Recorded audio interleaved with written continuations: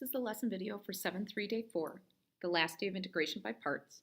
Today you're going to work on two things. The first one's called tabular integration. It picks up from where you left off in 7-3 Day 3, where sometimes we have to do integration by parts multiple times.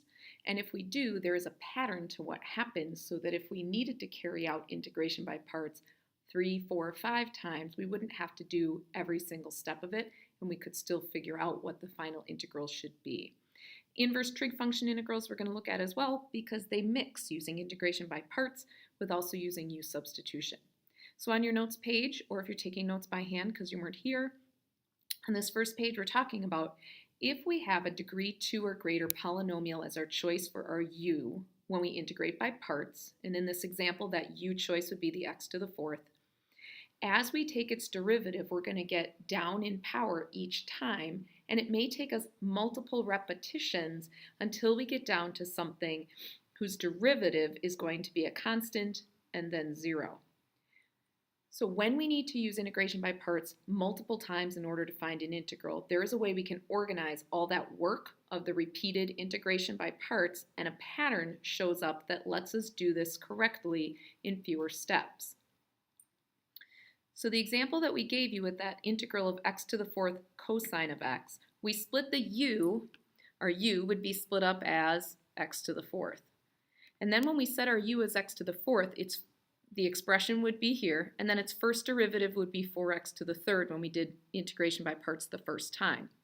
Our dv choice was cosine of x, and therefore when we go to do its integral, we'd end up with, well, first the expression cosine of x was our first use of it, then sine of x. And this would change back and forth because they keep going back and forth and just changing signs, essentially. So in this problem, we would end up needing to do integration by parts several times. And so what we're doing is we're organizing what our u choice would be, x to the fourth, and what our dv choice would be the first time, and we list those in our table. And then we continue the pattern of on the side with x to the fourth, every time we choose u again, we don't change that we would pick that same type of function. So the next round of integration by parts that would be necessary would take that to a 12x squared. After that, its derivative would be 24x, and so on until you get a derivative of 0 in that side. Your table needs to continue until you get a derivative of 0.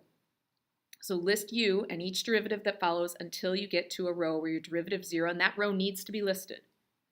On the other side, then, your table has to list your first choice for dv, and then each integral that follows until we get to that 0 line on the other side, and we need to keep our integration going. The pattern is that the integral should be starting with the x to the fourth. Oh, that might pop up. Starting with the x to the fourth, you would take x to the fourth multiplied by sine x, the same as you would your u and dv, your u and your v in integration by parts. And then it's going to be minus, and the pattern is going to flip back and forth of then multiplying these two together to get your next term in your integral. And then you're switching back and forth, adding and subtracting the next term. So if you look up above, x to the fourth sine of x, and then it was minus a negative 4x cubed cosine x, and then it was add a negative for the next term, and then it was subtract, and finally you get down to that 0 line, and once you get to the 0, that's where you add on your plus constant. So look this one over because you're going to do the next one yourself. Coming back to those steps if you need it. So you have one that's listed as you do. So you want to pick your u and what you're taking as its derivatives all the way down to your 0 line. And you want to pick your dv and what you're picking as integrals all the way till you get to that 0 line. You want to write out your indefinite integral, meaning your one that you're going to take your evaluation of, and then actually evaluate it from pi over 2 to 0 and get one single number showing all your work. Then you can go confirm it with your calculator that that's what you would have gotten. Pause the video, only come back when you're done. If you're back, you took first of all that table and you chose your u and your dv, and then you did your derivatives all the way down until that u side came to 0, and your careful integrals, a little u substitution here, until you came all the way down to your 0 row. Your antiderivative, in essence, then, comes to those first two multiplied together, minus those next two, plus those next two, and then your last ones, evaluated from pi over 2 to 0. And then you can go through again, pausing the video and seeing where you need to adjust.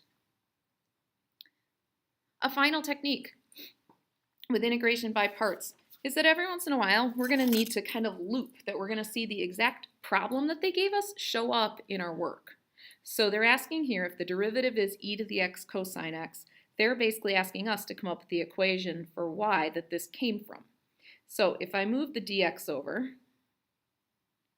and then took the integral of both sides, I'd be saying that the y function or family of functions I seek is in the form of the antiderivative or the indefinite integral of this expression. So what I want to do in here is I want to start off with integration by parts. So I would do that. I would first pick my u. I'd probably pick cosine, again going through Liate, and my dv would be my e to the x. And after that first round, I'll show you where we'd get to. So after that first round of picking my u and my dv, I would get to what's in blue.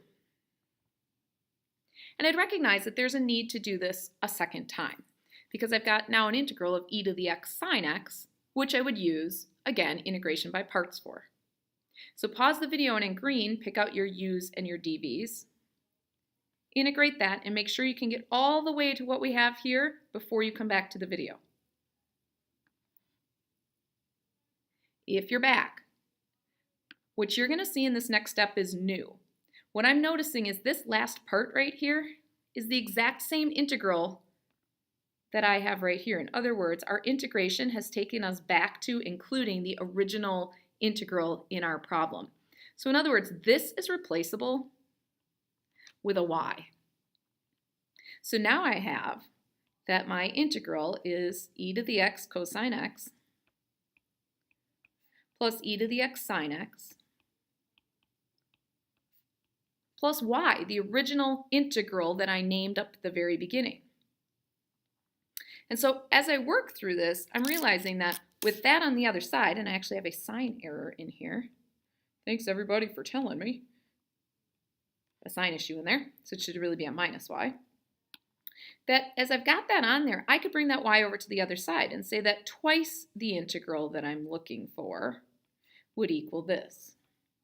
So as soon as I see that repeat of the exact integral expression I was trying to find in the first place, that's why I wanted to give mine a name like y equals, I could bring that to the other side so that really the integral of just that expression that I was interested in finding before, if I solve and get its integral, that's my y value that I'm looking for, that should really be e to the x cosine x plus e to the x sine x. You could also factor out the, oh, seriously, that's going to make a girl nutty, divided by 2.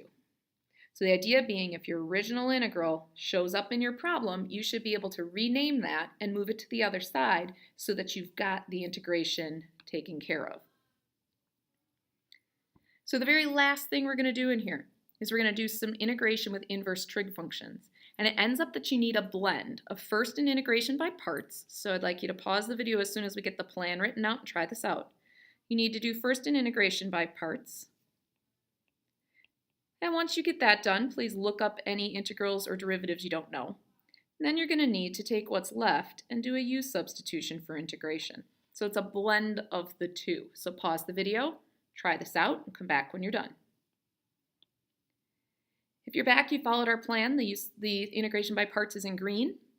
In blue then is what I ended up with, and then I did my u substitution so that I can blend techniques and come up with an integral. So much of what you're doing, you need to think about whether or not you could use tabular because you're going to repeatedly do integration by parts. If it's only going to be once or twice, I would carry it out by parts.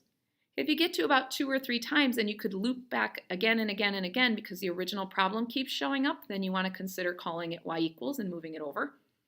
And your task then is to do the problems listed and circled, and there's some reminders here about what should be non-calc and what should be checked, and finish this up.